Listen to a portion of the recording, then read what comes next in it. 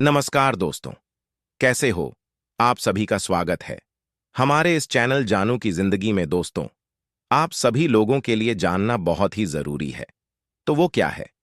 Actually कई दिनों से जब भी मैं बनाता हूं तो एक इंपॉर्टेंट कमेंट डेफिनेटली आता है कि हमें रिफंड कैसे मिलेगा, हम रिफंड क्या ले सकते हैं। तो उसी का जवाब हम इस वीडियो में खोजने की कोशिश करेंगे। तो चलिए वीडियो को क्विकली शुरू करते हैं।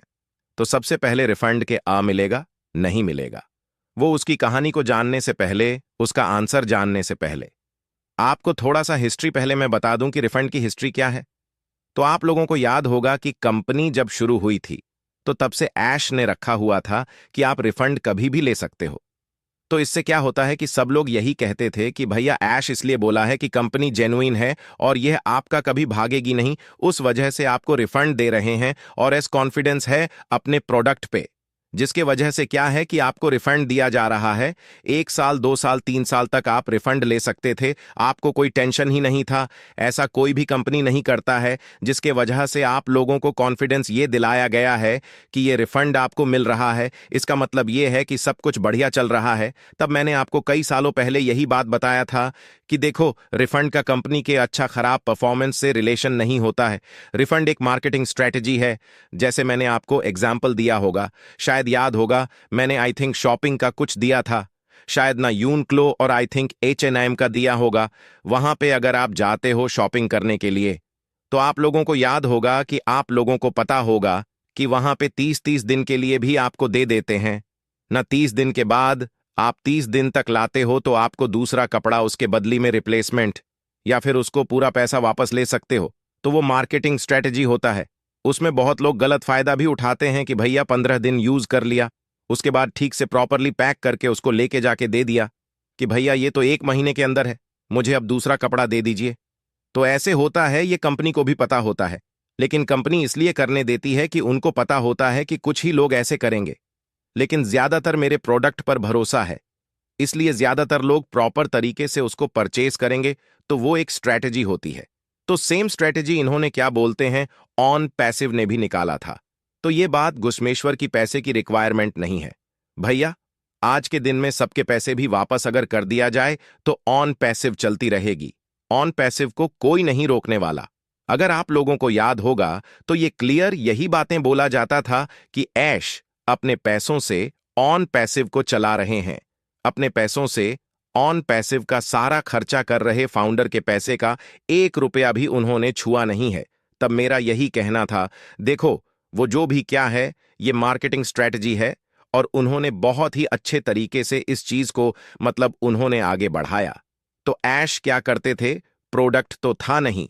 अब जैसे कपड़ों में शॉपिंग में तो प्रोडक्ट होता है, अच्छा प्रोडक्ट हुआ तो आपको खुद मन नहीं करेगा उसको वापस जाने का, ना ये कपड़ा यार मुझ पे सूट कर रहा है, मैं इसमें अच्छा लग रहा हूं, अच्छी लग रही हूं, जैसा भी है, तो मैं इसको क्या कर सकता हूं, इसको वापस क्यों करूं, इसको मैं रख लेता हूं। लेकिन जब ए के पास प्रोडक्ट ही नहीं था तो फिर रिफंड मतलब ऑब्वियसली वो थोड़ा रिस्की था। इसीलिए ए क्या करता था कि हर 15 दिन में कंपनी को लच करता था। अगर आपको याद होगा तो 20-20 से ही या 19 से ही हर 15 दिन के बाद कंपनी लच हो रहा था। तो उससे क्या हो जाता था कि आप लोगों के मन में ये रहता था, यार 15 दिन बाद तो लच हो ही रहा है, तो क्या रिफंड लेके क्या करूंगा, रिस्क ले लेता हूं। तो वो 15 दिन कैसे 5 साल बीत गए, आप लोगों को खुद को पता नहीं चला होगा। तो जिसके वजह से कहानी क्या होगा, क्योंकि वो स्ट्रैटेजी था। इसका मतलब तो फिर मुद्दे के बाद पर अगर हम आते हैं तो क्या रिफंड आपको अभी मिलेगा? तो सिंपल सा इसका 2 आंसर्स है। तो पहला आंसर मैं आपको बता दूं कि एश ने तो ऑलरेडी आप लोग को रिफंड कर दिया है ना। $99 को ईच एंड एवरी फाउंडर को दे चुके हैं। कैसे ये चीज, तो आप लोगों को पता ही होगा कि ए ने एक क्वार्टरली पैकेज आप लोगों को बेचा था, ओ कनेक्ट का, ठीक है। 3 महीने के लिए एक पैकेज दिया था $50 का, जिसमें उन्होंने यही कहा था कि देखो वो गरीबों का मसीहा है, ठीक है। गरीबों के बारे में इतना सोचते तो उन्होंने क्या बोला कि जो $50 का मैंने जो पैकेज रखा है तो उसमें एक काम करो, $99 आपने जो मुझे दिया हुआ था इसको मैं वापस कर देता हूं, ठीक है। मुझे लेना देना नहीं है, ये आपको वापस हो गया तो बाकी के $50 मुझे दे दो और $50 मुझे दे दो, ताकि मतलब आपके पास ओ कनेक्ट का 3 महीने का पैकेज आ जाए। तो आप ये बोलोगे, चलो भैया, जो 3 महीने का जो पैकेज $50 का जो दिया, $50, और जो पे किया था उसका क्या हुआ? अरे भाई, उसके लिए तो वो 3 महीना का पैकेज था। याद करो, वो 3 महीना का पैकेज था। लेकिन ऐ की दरिया दिल्ली है कि वो 3 महीने की जगह आपको 1 साल के लिए दे दी है। तो इसका ये मतलब हो गया कि आपको पैसे ऐश से नहीं मिलने, ऐश को पैसे आपसे और लेने हैं, क्योंकि 3 महीने की जगह वो 1 साल दे दिया। लेकिन ऐश दरिया दिल है, वो 1 साल आपको फ्री कर दिया, कोई वापस नहीं लेगा। वो इतना खुशी से आपको बोलेंगे कि ये पैसा मैंने सब माफ कर दिया है, ठीक है, कोई टेंशन ही नहीं है। इसको जो मेरे से पुराने लोग हैं, जो जुड़े हुए हैं मेरे साथ कई सालों से, तो उनको पता ही होगा कि ये चीज भी मैंने ऐश के अनाउंसमेंट से पहले ही मैंने बता दिया था कि आपसे और $50 लेने का प्लान चल रहा है, और किस तरह से लेगा और क्यों लेगा वो मैंने एडवांस में बता दिया था। लेकिन उस समय भी बहुत लोगों तक मेरी वीडियो पहुंची नहीं, या बहुत लोगों को पता नहीं चला, तो जिसके वजह से जो ठीक है, बहुत लोगों ने जानबूझ के भी रिस्क लिया। तो कोई बात नहीं, उससे कोई प्रॉब्लम नहीं है। लेकिन बस ये है कि आप लोगों को क्लैरिटी मिलना चाहिए कि भैया आपके जो $100, $99 और जो $50 दिए वो गए कहां। ठीक है, आप लोग का ऑलरेडी यूटिलाइज हो चुका है, समझ रहे हो? यानी आपने अगर टीम बनाई है, उसके कमीशन का वेट कर रहे हो, तो उसकी पॉसिबिलिटी हो सकती है।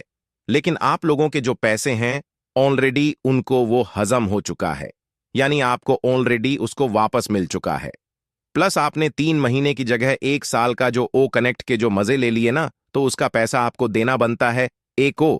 लेकिन आप ऐसे लेंगे नहीं, क्योंकि वो मतलब गरीबों के मसीहा हैं। यानी सिंपल शब्दों में जिनको समझ नहीं आया, तो लेमन लैंग्वेज में अगर मैं आपको बता दूं कि आपको रिफंड नहीं मिलेगा, रिफंड क्यों नहीं मिलेगा, उसका रीजन बड़ा ही सिंपल है।